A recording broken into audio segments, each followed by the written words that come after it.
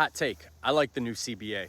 I like what it's doing to the market. There's a lot of talk that there's been no movement on the restricted free agent market.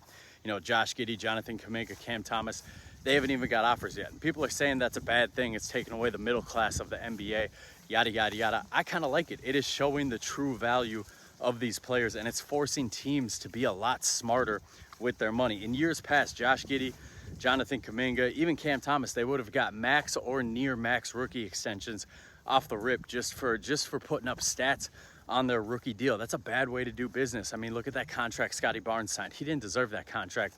They would have been better off having him test restricted free agency.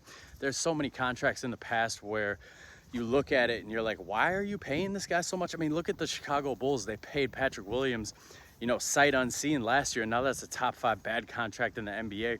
Let these dudes test their restricted free agent market. That's what it's for. That's one aspect of the new CBA that I like, is teams are not just making these giant offers to guys because they're worried about losing them in restricted free agency.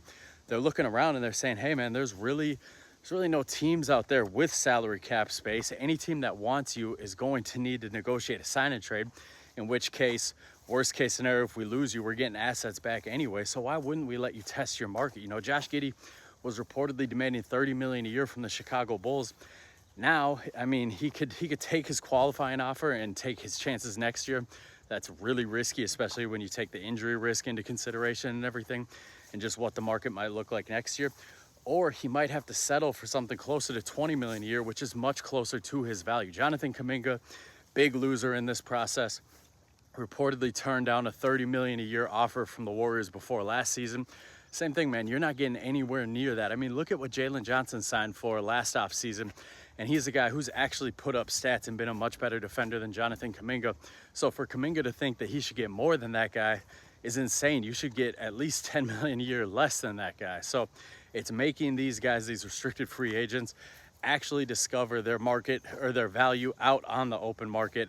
And I'm a big fan of it. I hope that league-wide we see a transformation with how some of these guys are paid. People are complaining that teams are having to sabotage themselves and it's not rewarding teams for drafting smart. You're still getting rewarded for drafting smart, but part of drafting smart is being smart with the extensions you give them. Look at the Celtics. Yeah, you drafted really smart. You took Jaylen Brown, you developed him. Was not smart to give him that crazy extension, and now you're going to pay for it. So I think that we're going to see a shift over the next couple of years, not only with how teams build their teams, but how they treat their own players when it comes to signing them for extensions.